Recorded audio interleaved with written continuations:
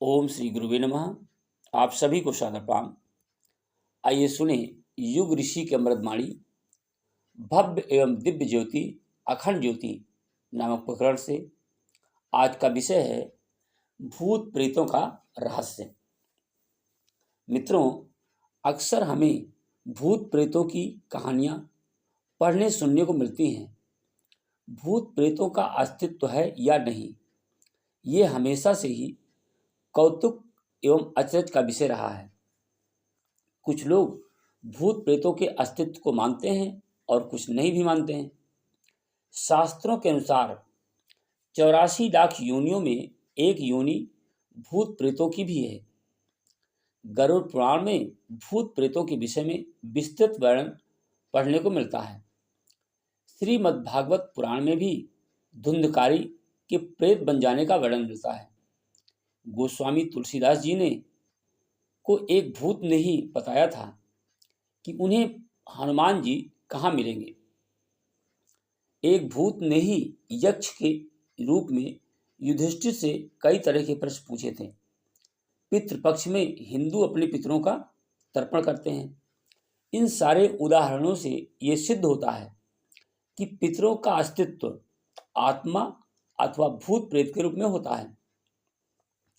शास्त्रों के अनुसार जो व्यक्ति भूख प्यास, काम वासना, क्रोध, लोभ, द्वेष आदि इच्छाएं और भावनाएं लेकर मरा है या फिर दुर्घटना, हत्या, आत्महत्या आदि से मरा है, तो वो भूत प्रेत बनकर भटकता है।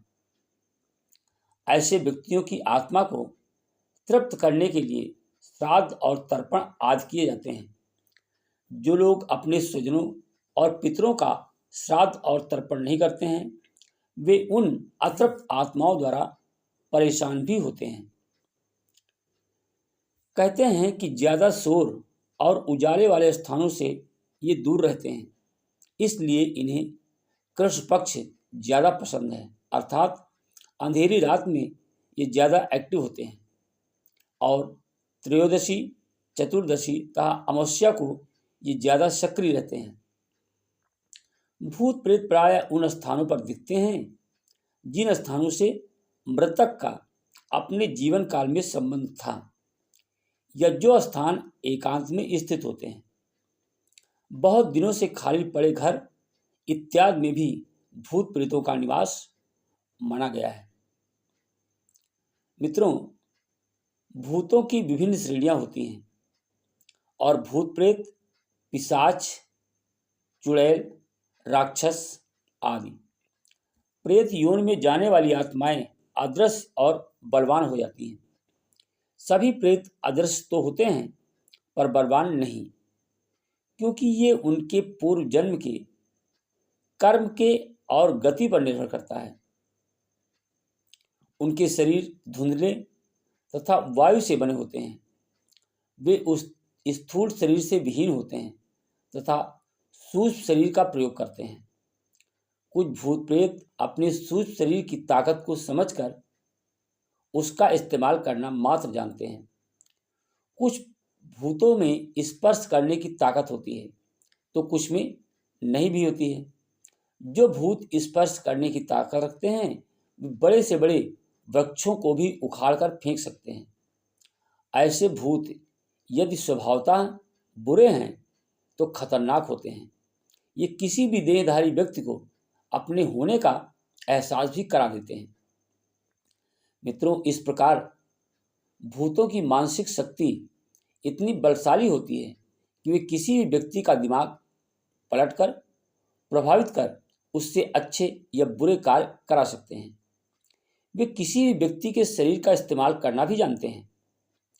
वे किसी भी व्यक्ति के शरीर में प्रवेश कर अपनी दमित इच्छाओं, भावनाओं, वासनाओं को अभिव्यक्त कर उससे उसकी पूर्ति करवा सकते हैं, पर वे मुख्य रूप से ऐसे लोगों को ही अपना शिकार बना पाते हैं जो धर्म कर्म से विलग रहकर बुरे और पाप कर्म आदि में लिप्त रहते हैं, पर तेजस्वी, आत्मबल से ओतप्रोत, संध्या वंदन, गायत्री जप, हनुमान चालीसा का पाठ और गुरु की सेवा में रत रहने वाले लोगों को वे प्रभावित नहीं कर पाते और उनको अपना शिकार नहीं बना सकते। ऐसे लोगों के, ऐसे साधकों के आध्यात्मिक ओज, तेज व वर्चस्व का वे सामना नहीं कर सकते। इसलिए प्रेत बाधा से पीड़ित लोगों को गायत्री जप, यज्ञ, हनुमान चालीसा, बजरंग बाण आदि धार्मिक आध्यात्मिक क्रियाओं द्वारा प्रेत बाधा से मुक्ति किया जाता है। भूत प्रेत सुख दुख का अनुभव तो करते हैं, पर वे स्वयं उनको अव्यक्त नहीं कर सकते। प्रेतात्माएं अपना प्रारब्ध भोग कर ही प्रेत योनि से मुक्त होकर मानव आदि अन्य योनियों में जन्म लेती हैं। वासना के अच्छे और बुरे भाव के कारण मृतात्माओं को भी अच्छा और बुरा माना गया है। जहाँ अच्छी मृतात्माओं का वास होता है उसे पितृलोक कहते हैं, तो जहाँ बुरी मृतात्माओं का वास होता है उसे प्रेतलोक आदि कहते हैं। बुरी और अच्छी मृतात्माएं ऐसे लोगों को तलाश करती हैं जो उनकी इच्छाओं, वासनाओं की पूर्ति कर सकते हों, अर्थात जो कुकर्मी, अधर्मी, पापी और वासना में जीवन जीने वाले लोग हैं। अच्छी आत्माएं पवित्र, धार्मिक, आध्यात्मिक प्रवृत्ति के लोगों के माध्यम से अपनी इच्छाएं पूर्ण करना चाहती हैं। अच्छी मृतात्माएं अच्छे कर्म करने वालों के माध्यम से तृप्त होकर उन्हें भी तृप्त करती हैं, उन्हें अपना आशीष देती हैं, और बुरी मृतात्माएं बुरे कर्म करने वालों के माध्यम से तृप्त होकर उन्हें बुराई के लिए प्रेरित करती हैं। इसलिए हमें हमेशा शुभ कर्म, पवित्र कर्म, ईश्वर भक्ति, गुरु भक्ति आदि श्रेष्ठ कर्मों में रत रहना चाहिए, जिससे कि हम बुरी मृतात्माओं के प्रभाव से बचे रह सके एवं आत्म कल्याण करने के साथ साथ दूसरों के कल्याण के भी माध्यम बन सकते हैं। ओम शांति। अखंड ज्योति, जुलाई 2020, पृष्ठ 24 एवं 25। मित्रों, ये विशेष अमृत में संदेश आप सुन रहे थे।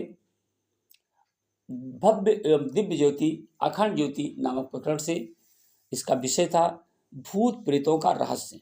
मित्रों, इस संदेश को ज़्यादा से ज़्यादा अपने इस मित्रों तक प्रेषित करें, संप्रेषित करें। और अगर आपको दिव्य लोक में जाना है, भूत प्रेतों जैसा जीवन नहीं जीना है, तो सत्कर्म करें और अच्छाई की तरफ बढ़ें। इसी के साथ आप सभी को पुनश्च धन्यवाद।